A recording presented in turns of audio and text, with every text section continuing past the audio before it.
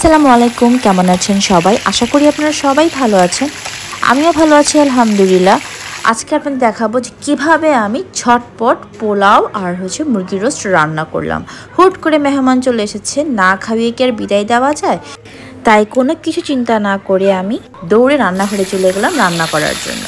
তো আপনারা ফার্স্টে দেখতেই পেরেছেন যে আমি মুরগিগুলোকে ভেজে নিয়েছি। তারপর আমি নানান ধরনের মশলা দিয়ে, তারপর বাদাম দিয়ে আমি একটা পেস্ট তৈরি করে নিয়েছি। এখানে সস আছে, তারপর কাঠবাদাম আছে, মরিচের গুঁড়া, ধনিয়া গুঁড়া, জিরা গুঁড়া, এগুলো সব কিছু নিয়ে একটা পেস্ট তৈরি করে নিয়েছি। আপনাদেরকে আমি অলরেডি কিন্তু একটা রোস্টের ভিডিও দিয়ে দিয়েছি, সেটাতে আপনারা ফলো করতে পারেন এবং দেখতে পারেন আমার ঝটপট রোস্ট রান্না। তো ফার্স্টে আমি তেল গরম করে সেখানে গরম মশলা দিয়ে তারপর আমার ব্লেন্ড করা পেস্টটা আমি দিয়ে দিয়েছি। এখন আমি ভালো করে কষিয়ে নিব। যখন এটা থেকে তেল উঠে আসবে তখন আমি এতে চিকেনগুলো অ্যাড করে দেব।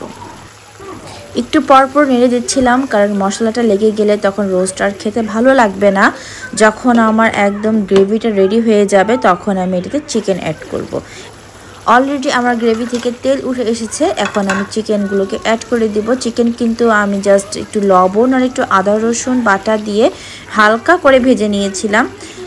আর এখানে দেখতে পাচ্ছেন যে আমি এখন চিকেনগুলোকে মশলার সাথে ভালো করে মিক্সড করছি। এখন আমি সামান্য স্বাদ মতো লবণ দিয়ে দিব, তারপর আবার আমি ঢাকনা দিয়ে ঢেকে দিব কিছুক্ষণ।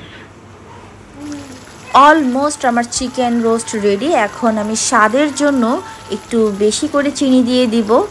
রোস্টটা আমার কাছে একটু মিষ্টি মিষ্টি না হলে আমার কাছে রোস্ট ভালো লাগে না। আমি একটু মিষ্টি রোস্ট খেতে পছন্দ করি, অনেকে ঝাল রোস্ট খেতে পছন্দ করে, কিন্তু আমি পার্সোনালি একটু মিষ্টি রোস্ট খেতে পছন্দ করি। তারপর পরিমাণ মতো আমি এখানে দুধ দিয়ে দিব, কারণ দুধ দিলে রোস্টের স্বাদটা দ্বিগুণ বেড়ে যায়।